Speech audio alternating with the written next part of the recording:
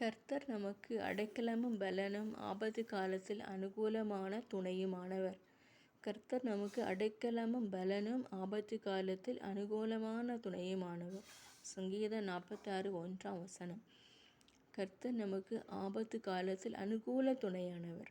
அந்த அதிகாரத்தில் போட்டிருக்கு, நீங்கள் அமர்ந்திருந்து நானே தேவன் என்று அறிந்து கொள்ளுங்கள், ஜாதிகளுக்குள்ளே உயர்ந்திருப்பேன், பூமியில் உயர்ந்திருப்பேன் என்று பார்க்கலாம். அநேகர் சண்டை போடுகிறார்கள்.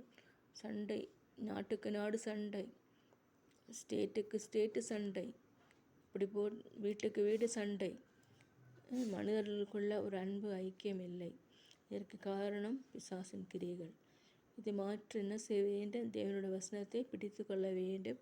தேவனுடைய வசனத்தை வாசித்து தியானிக்கும் பொழுது இதெல்லாம் ஒழிந்து போய் சமாதானத்தை கொடுக்கிற கர்த்தராகிய ஆண்டவர், சமாதானத்தின் தேவன் நம்மேல் வசமாயிருக்கிறார். அவருக்கு சாத்தான கால்களில் நசுக்கி போடுவார். சேனைகளின் கர்த்தர் நம்மோடு இருக்கிறார். யாக்கோபின் தேவன் நம் உயர்ந்த அடைக்கலமானவர்னு 2 சங்கீதத்தில் போடப்பட்டிருக்கிறது.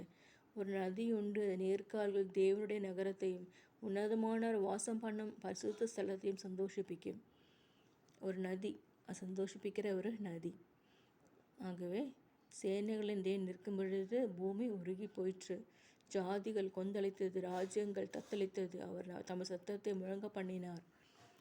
நீங்கள் பார்க்குறீங்க, சுனாமி வருது, பூகம்பம் வருது, ஆக்சிடென்ட்ஸ் நடக்குது. இப்படியெல்லாம் இயற்கைக்கு அப்பாற்பட்ட காரியங்கள் நடந்து கொண்டு இருக்கும் பொழுது தேவனாகிய இயேசுவான ஆண்டவரை நாம் தியானிக்கும் பொழுது இவற்றையெல்லாம் காப்பாற்றப்படுகிறோம். நாம் காப்பாற்றப்படுகிறது தான். நாம் கர்த்தர் நம்மை காப்பாற்றுகிற தேவன்.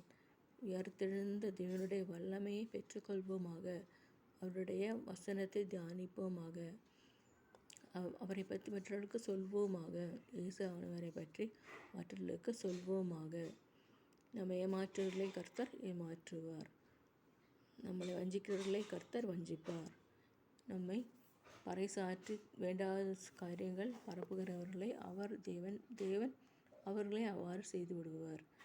ஆகவே அவருடைய சத்தம் முழங்க பண்ணினார். அவருடைய சத்தத்தை முழங்க பண்ணினார்.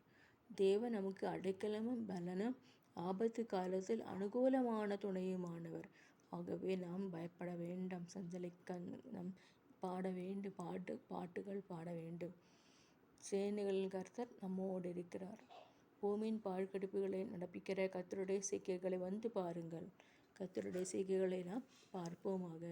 இன்று பூமியினுடைய நிலைமை பல மாற்றங்கள் வந்து கொண்டிருக்கிறது.